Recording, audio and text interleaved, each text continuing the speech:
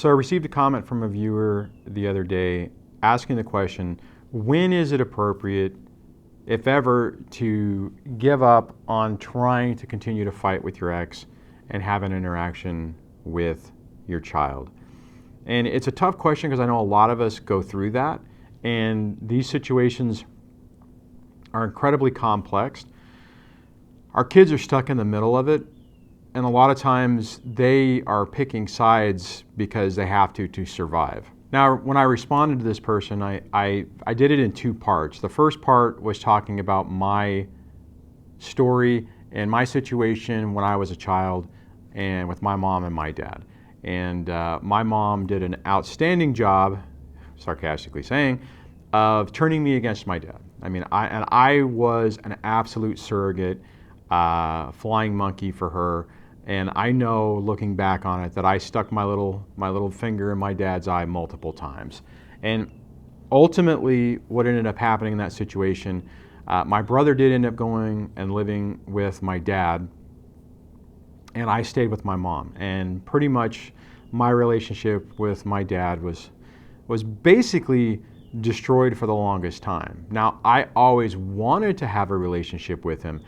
I wasn't aware enough to realize what I was going through to be able to process it, and all I was doing is I was basing my decisions and my perspective on what I was being told by my mom and the actions of my dad. Now, typically, these people are outstanding at pushing your buttons or pushing, the other parent's buttons, and if your kid is watching and you're responding in a way that their other parent is saying you're going to, it's a really bad mix. And that's what happened in my situation with my dad. And because he wasn't really able to deal with it differently, I just assumed everything my mom was saying was true. I really wanted my dad to be different, but every time, he would do something that in my mind would validate what my mom was saying, it would just reinforce that and make me feel that the programming, or not that the programming was working, but that's what my reality was. The second part about this is, in my situation with my kids, I've always been able to have a pretty good relationship with them. Now, my dad, he never really was a kid person, so when I was younger, it wasn't like he was on the ground playing with me and stuff like that, which I did do, I don't do it anymore because they're older, but I was involved with interacting with my kids, and I actually liked them, right? So I had a better relationship going into this. Now, I still fell into the trap of being the authoritative person in the relationship and the disciplinarian and basically the bad guy. So when the divorce started or the separation started, I did fall into the trap that I had that reputation, and the ex was able to leverage off that to try to drive a wedge between the kids and I. Okay, so now in my situation, she wasn't ever able to do that. Fortunately, I was able to recognize what she was doing and take steps to mitigate it, or to basically try to prove to the kids that it wasn't true, and that takes a really long time, and it's not the easiest thing in the world to do. So I never was really hit with the decision to walk away. So, but right before the things really changed, I thought I was going to lose. I thought that she was going to get full custody, she was going to get to move out of the state, that I wasn't ever going to get to see my kids again. And I started backing off from them because I just was mentally preparing myself. Now, it wasn't a great decision because ultimately that isn't what happened, but during the course of that time, the kids definitely felt it. They could tell that something had changed, and I was basically, almost defeated on this whole thing. All right, so here's my point, is if you get, the caveat on this is throughout this entire process, my kids were though they would quote unquote stick their finger in my eye every once in a while, there was still a good solid relationship there. Now, had that situation been different to where they were really aggressively against me, kind of like the way I was talking about I was with my dad, then at some point you have to just kind of tap the mat. You have to say, okay, I've tried everything, and maybe I just need to kind of wait, leave the door open for when my kids do reach out later, and take care of yourself.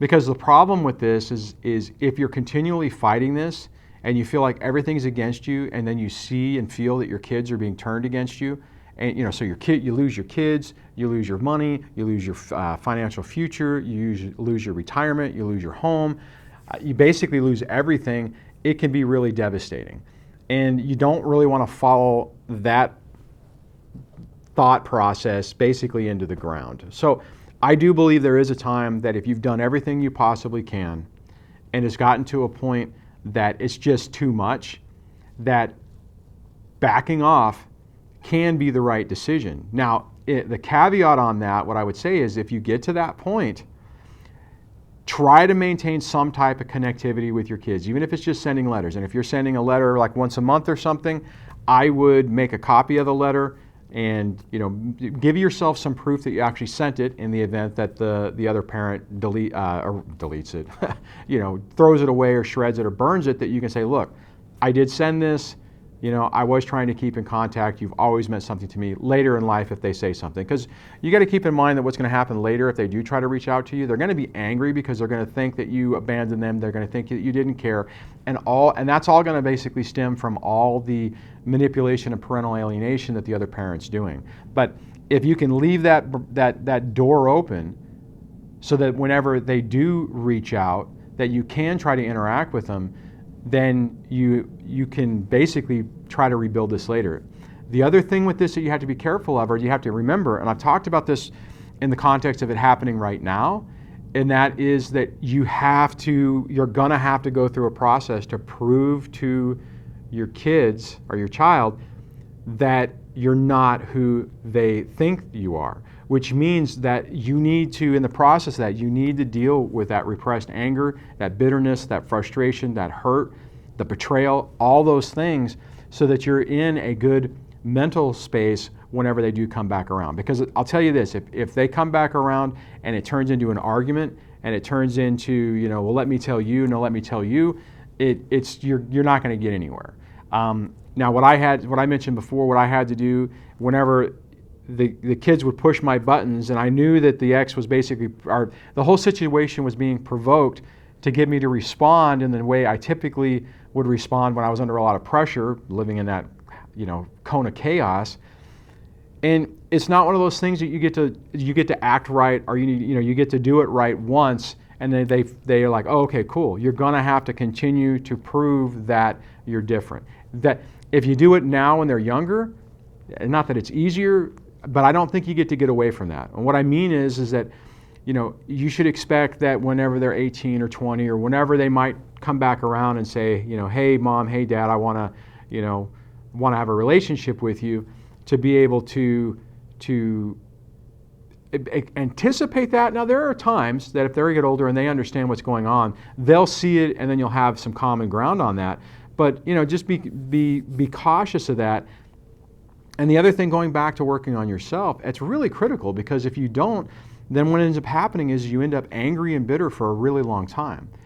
And if you get locked into that mode and you do not work on it, you can stay in that mode for decades. Using my own father as an example of this, he was super angry for a really long time with this, because he lost his retirement, he lost his savings, he didn't lose his retirement. Actually, he was able to protect that, but he lost a lot of stuff, and he was very bitter about it, and he held on to that for a long time, and it really started corrupting everything. And that's the risk on this, is that we can get so jaded and so frustrated and so angry about this that we can't let go of it.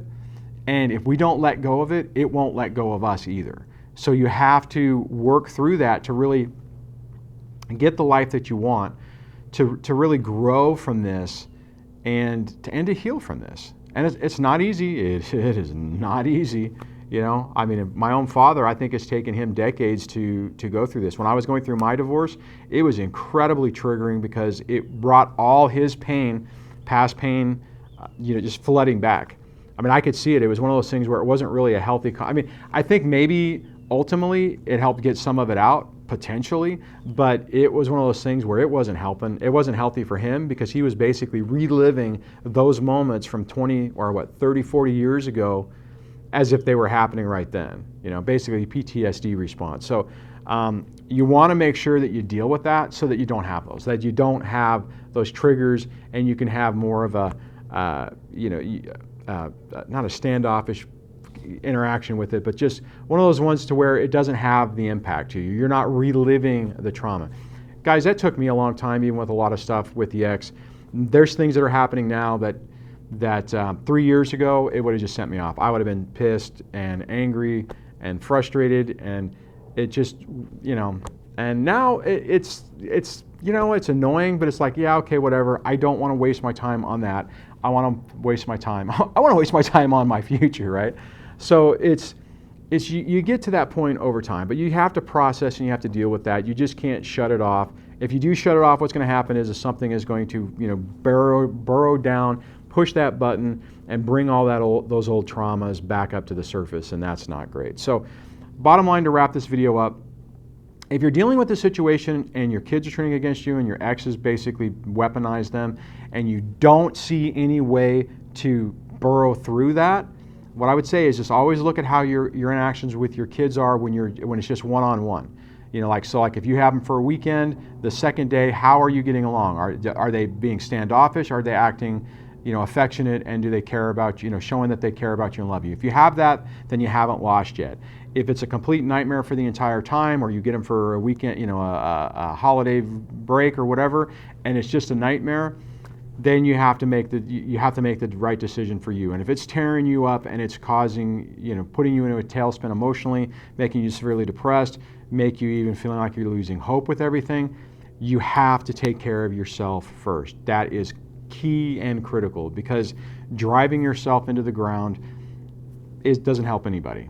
So on that, I'm going to wrap this up. Hopefully that answers that question. Hopefully that's helpful, because I know a lot of people, I know I normally don't talk about that. I did make some videos about this in the past, but it's one of those things that can be really frustrating and difficult. So on that, if you like this video, give it a thumbs up. If you like the channel, please subscribe, and I will chat with you guys in the next video. Take care. Bye.